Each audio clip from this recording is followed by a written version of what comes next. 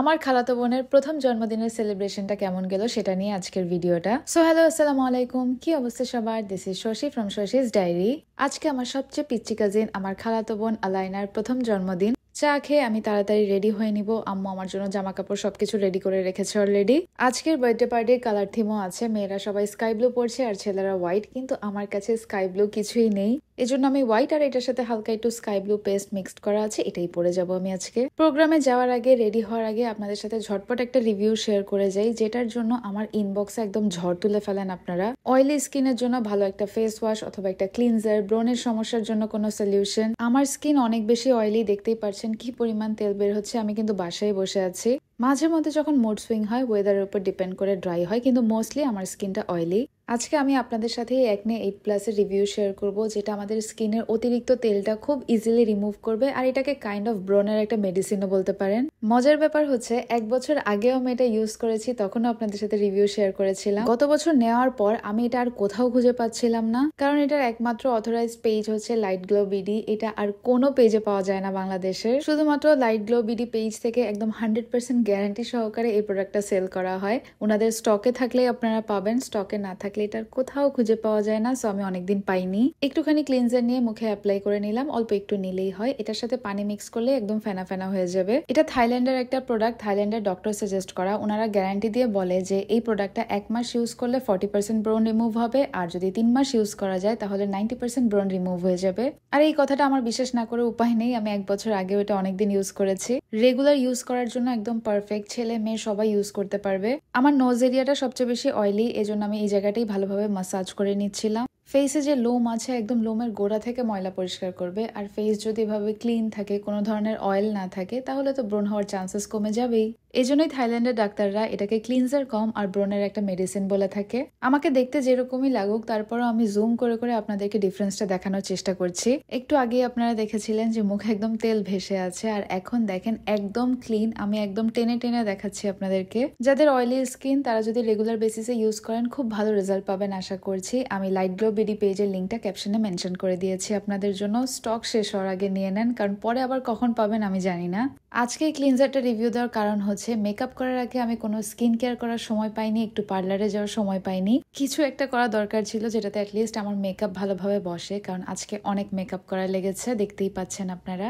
এই টাইমে আমার কাছে মনে হচ্ছিল আমি কি একটু বেশি মেকআপ করে ফেলেছি, একটা জন্মদিনের প্রোগ্রাম। কিন্তু আমার এই চিন্তাধারাটা পুরো উল্টে যাবে, একটু পরেই আপনারা দেখতে পাবেন। এই শাড়িটা আরো 4-4.5 বছর আগে কিনেছিলাম, ভেবেছিলাম আপনাদের ভাইয়ার সাথে বাইরের কোনো দেশে গিয়ে পরবো। এটার ব্লাউজটা স্লিভলেস ছিল। আমি জানি না আম্মু কিভাবে শাড়ি থেকে কাপড় ম্যানেজ করে এটার হাতা বানিয়েছে টেইলারকে দিয়ে। সো ফ্যামিলির সবচেয়ে বড় কন্যা রেডি হয়ে গিয়েছে ফ্যামিলির সবচেয়ে ছোট কন্যার জন্মদিনে যাওয়ার জন্য। এই যে এত করে রেডি হলাম, বের হয়ে দেখি অঝোরে বৃষ্টি হচ্ছে। উবারে উঠতে গিয়ে আমি অনেকটুকু ভিজে গিয়েছি। আরেকটা দুর্ঘটনা ঘটেছে, যে রেস্টুরেন্টে আমাদের দাওয়াত ছিল, রেস্টুরেন্টের সামনে ধানমন্ডি রাস্তা এখন কোনো কাটা নেই, পুরো জিগাতলা ঘুরে আসতে হবে। এমন টাইমে বৃষ্টি, পুরো রাস্তায় জ্যাম। আমি এপাশে নেমে যাই, এরপর হেঁটে হেঁটে ভিজে ভিজে রেস্টুরেন্ট পর্যন্ত যাই। আমি মনে মনে চিন্তা করে নিয়েছিলাম মেকআপ শেষ, হেয়ার স্টাইল শেষ, সব শেষ। কিন্তু উপরে উঠে আমাদের বার্থডে গার্লকে দেখে আমার মনটা একদম ভালো হয়ে যায়। এখন আমাদের ফ্যামিলির গ্ল্যামার দেখবেন শুধু। একটু আগে আমি বলেছিলাম না যে আমি চিন্তা করছিলাম আমি কি ওভার ড্রেস নাকি, বেশি মেকআপ করেছি নাকি। প্রোগ্রামে যাওয়ার পর সব খালারা আমাকে কি বলেছে জানেন? এত কম রেডি হয়েছি কেন আমি? সবাই তো পার্লার থেকে সুন্দর করে সেজে হেয়ার স্টাইল করে এসেছে। অবশ্য আমাকে বললেও আমি পার্লারে যেতাম না, এত মেকআপের লোড আমি নিতে পারি না। ছোট খালা আর খালু অ্যারেঞ্জমেন্ট করেছিল হোয়াইট হল বুফেতে। আমি পৌঁছাতে পৌঁছাতে অলমোস্ট সবার 2-3 রাউন্ড খাওয়া শেষ। এজন্য আমি যাওয়ার সাথে সাথে সবাই আমাকে বলে যে এখনই খেতে বসে যাও। লাস্ট ভিডিওতে আপনাদেরকে বলেছিলাম আমার মুখে কোনো রুচি নেই, তার উপর আজকে আমার প্রচন্ড পেট ব্যথা। আমি আমার প্লেটে অল্প একটু খাবার নিয়ে কর্নারে গিয়ে আস্তে ধীরে বসে খাচ্ছিলাম। আজকে একটা জিনিস দেখে আমার কাছে খুব ভালো লেগেছে। দেখা যায় এই ধরনের ফ্যামিলি গেট টুগেদার বা যে কোনো অকেশনে আমাকে অনেক কাজ করতে হয়। এই প্রোগ্রামের জন্য আগের দিন রাত থেকে আজকে পর্যন্ত ডেকোরেশনের বলেন, কেকের দায়িত্ব বলেন, সব ধরনের কাজ আমার ছোট ভাই বোনরা করেছে। আমি মহারানীর মতো বসেছিলাম আরাম করে। যদিও আমি হেল্প অফার করেছিলাম, কিন্তু আমি অসুস্থ দেখে সবাই আমাকে বলছিল যে লাগবে না। আমার পিচি ভাই বোনগুলো এত বড় হয়ে গিয়েছে, মাশাল্লাহ, এত রেসপন্সিবল হয়ে গিয়েছে। এখন সবাই নিজেরা এসে এসে কাজ করে। আমার কাজিন রাহার পেছনে খেয়াল করে দেখেন, খুব সুন্দর একটা মোমেন্ট, আলাইনাকে নিয়ে আমার ছোট খালা খালু স্টেজে উঠছে। আর এটা আমি এখানে বসে বসেই ক্যাপচার করছি। ইভেন আমি সফট ড্রিঙ্কস আনার জন্য উঠতে চাচ্ছিলাম না, পরে আব্বু আমার জন্য ড্রিঙ্কস নিয়ে আসে। নর্মালি অন্য সময় আমি কামলা খাটি, কিন্তু আজকে আমি অনেক সেবা পাচ্ছিলাম সবার থেকে। আমি তো লুফে নিচ্ছিলাম কে আমার জন্য কি করছে। আর এই যে আমার সুন্দরী মেজো খালা, যাকে আপনারা সবাই চিনেন, ওর সাথে আমার খুবই কম দেখা হয় কারণ ও নারায়ণগঞ্জে থাকে, এদিকে আসতেই চায় না। মেজো খালার প্লেটেও যে সফট ড্রিঙ্কস এর গ্লাসটা দেখতে পাচ্ছেন, এটাও আমার জন্য নিয়ে এসেছে। আর যাই বলেন, আজকে আমি অনেক ভালোই আদর পাচ্ছিলাম। আসলে সবাই কাজে এত বেশি ব্যস্ত থাকে, আমাদের ফ্যামিলি গেট টুগেদার খুবই কম হয়। অনেকদিন পর আমরা সবাই মিলে একসাথে হতে পারি, এই জন্য আমরা খাওয়া দাওয়া বাদ দিয়ে গল্পেই বেশি মশগুল ছিলাম। আমার আল্লাদিপনার আরো কিছু জিনিস দেখাই। শাড়ি পরে হেঁটে হেঁটে খাবার নিতে হবে দেখে আমার মামাতো ভাই রায়ান আমাকে খাবার বেড়ে দিচ্ছে। পুরোটা টাইম জুড়ে আজকে আমার ভাই বোনরা আমার সেবা করেছে, এই কথাটা আমি বারবার বলবো। রায়ান এখানে প্রত্যেকটা স্টেশনে দাঁড়িয়ে দাঁড়িয়ে আমাকে জিজ্ঞেস করছে, বড় আপি এরপর কোনটা লাগবে, এটা খাবা, এটা একটু দিব। ইভেন সামি আর রায়ান মিলে আমাকে বলছিল, তুমি গিয়ে না হলে বসে থাকো, কি কি লাগবে আমাদেরকে বলে দিও, আমরা নিয়ে আসবো তোমার জন্য। এটাও একটা কারণ আজকে আমার ভিডিওতে খাবারের ক্লিপ কম দেখতে পাচ্ছেন। নর্মালি কোনো বুফেতে গেলে আমি আপনাদেরকে দেখানোর চেষ্টা করি যে কি কি আইটেম আছে। অন্যান্য বুফের মতো সব ধরনের খাবারই ছিল, কিন্তু এক্সট্রা ওনাদের যে আইটেম গুলো ছিল সেগুলো আমি বলে দিই। ওনাদের কাবাব স্টেশনে ফিশ আইটেম ছিল, সাথে ওয়াফেল, মোমো আর সুশিও ছিল। এই আইটেমগুলো অন্যান্য রেস্টুরেন্টে থাকে না ইউজুয়ালি। আমি যেহেতু আজকে বেশি কিছু খাইনি, এই ডেজার্টের প্লেটও আমার না, বাকিদের প্লেট একটু একটু রেকর্ড করে এনেছি আপনাদের জন্য। আর ওই কোনায় দেখেন আমার কিউট হ্যান্ডসাম আম্মু কিভাবে বসে আছে আরাম করে। এরপর ভাবলাম যে অনেকক্ষণ বসে আছি, এখন একটু হাঁটাহাঁটি করি। এখানে আম্মু আমাকে বলছিল একটু ক্যামেরাটা অন করো, আমি একটু টাচ আপ করবো। যখন বুঝতে পেরেছে আমি রেকর্ডিং করছিলাম, দেখেন কি করলো। আম্মুকেও আজকে মাশাল্লাহ অনেক প্রিটি লাগছিল। আম্মু নিজে সেজেছে, মাশাল্লাহ বলবেন সবাই। আজকে আমাদের বার্থডে গার্ল আলাইনার উপর অনেক অত্যাচার গিয়েছে। যারা ইনভাইটেড ছিল সবাই তো ওর সাথেই ছবি তুলতে এসেছে। অনেকক্ষণ আমাদের বোনটা ধৈর্য ধরেছিল, এরপর আর পারছিল না, কান্নাকাটি শুরু করে দেয়, এই জন্য ড্রেসটাও চেঞ্জ করে দেওয়া হয়। আলাইনা আমার ছোট খালা খালুর লাইফে এঞ্জেল হয়ে এসেছে, অবভিয়াসলি ওর সবকিছু স্পেশাল হবে। স্টেজের ডেকোরেশন, খাওয়া দাওয়া, কেক, ফটোগ্রাফার সবকিছু পারফেক্ট অ্যারেঞ্জমেন্ট করা হয়েছিল আজকে। হঠাৎ করে এত মানুষ দেখে আলাইনা ভয় পেয়ে যায়। এখানে আম্মুকে কোলে নিয়ে ঠান্ডা করছিল, রায়ান খেলছিল ওর সাথে। আর কোনো কিছু খেতে তেমন ইচ্ছে না করলো, ওয়াফেলটা খাওয়ার জন্য আমি অনেকক্ষণ ওয়েট করেছি।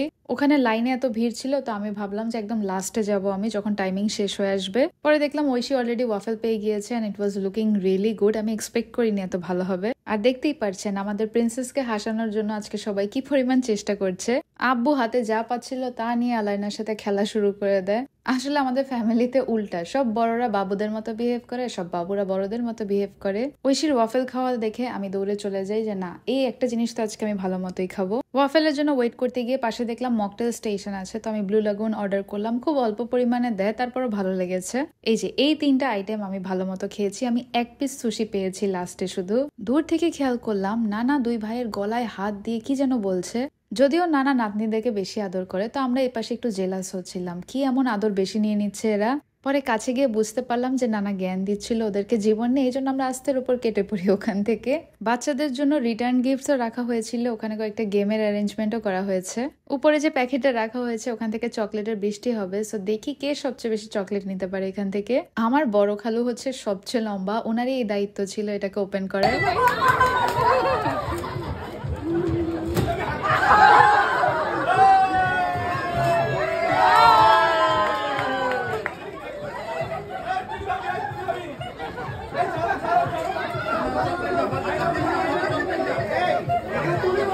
অনুষ্ঠানে এত বাচ্চা কাছে এসেছিল, কিন্তু আমার খালাতো ভাই ইয়াফি সবচেয়ে বড় উইনার। ওর হাতে দেখবেন শুধু এতগুলো চকলেট পেয়েছে, বুঝতে হবে না ভাইটা কার। এরপর কেক কাটিং সেরেমনি হলো। So happy first birthday to my little sister আলাইনা। সবাই আলাইনার জন্য একটু বেশি বেশি করে দোয়া করে দিয়েন, আর প্লিজ মাশাল্লাহ বলবেন সবাই। খাবারের সব স্টেশন মোটামুটি ক্লোজ হয়ে গিয়েছিল, সবকিছু শেষ, এই জন্য লাস্টে আমি শুধু এক কাপ কফি খেয়ে নিচ্ছি এখানে। আজকে আমি আমার খুব পছন্দের একটা জুয়েলারি সেট পরে গিয়েছিলাম, কিন্তু এটা হুট করে কিভাবে ছিঁড়ে যায় আমি টেরও পাইনি। মানে প্রোগ্রামের সময় কিছু না কিছু হয় লাগবে, বুঝি না আমি। আজকে আমার আম্মু আর খালাদের এত প্রিটি লাগছিল মাশাল্লাহ। আমি তো বড় খালা ছোট খালার সাথে দুষ্টামি করছিলাম, তোমাদেরকে তো পুরো নীতা আম্বানির মতো লাগছে, মনে হচ্ছে গলায় পুরো ভরা ডায়মন্ড পরা। সামনে দেখেন আলাইনার পিকচার দিয়ে খুব সুন্দর একটা পোস্টার বানানো হয়, তারপর আমি সবাইকে একটু পিকচার তুলে দিই। আমরা অনেকক্ষণ গল্প করেছি, অ্যাকচুয়ালি গল্প কম, আমরা একজন আরেকজনের মজাই নিচ্ছিলাম সবাই মিলে। এই যে আম্বানি সিস্টারদের কথা বলছিলাম একটু আগে, সবাইকে স্টেজে একসাথে দেখতে পাচ্ছেন। এই ভিডিও দেখার পর আমার মা খালারা ইচ্ছে মতো পিটাবে আমাকে, যে সামনেও দুষ্টামি করেছি এখনো করছি সবার সামনে। সারাদিন পর আমার বোনটাকে আমি একটু কোলে নিতে পেরেছি, মানে আজকে এত রাশ ছিল সিরিয়ালই পাচ্ছিলাম না আমি। প্রোগ্রাম শেষে আমার ভাই বোনরা সবকিছু আবার বাসায় নিয়ে যাচ্ছে, কারণ ওরা কষ্ট করে এগুলো বানিয়েছে। নেক্সট কারো জন্মদিনে যদি আবার কাজে আসে, সারাদিন সবার সাথে এত পিকচার তোলা হয়েছে যে আমার ছোট খালা খালো ফ্যামিলি পিকচার তুলতেই ভুলে যায়, পরে লাস্টে সেটাও কমপ্লিট করে নেয়। সবাই এসেছিল কি পশ ভাবে আর যাচ্ছে কিভাবে দেখেন, আমি এটা প্রমাণ রেখে দিলাম। অনেকদিন পর ফ্যামিলির সবার সাথে খুবই সুন্দর একটা দিন কাটিয়েছি, এই জন্য ভিডিওটা অনেক বড় হয়ে গিয়েছে। সো আজকের ভিডিওটা এই পর্যন্তই। Thank you so much for watching.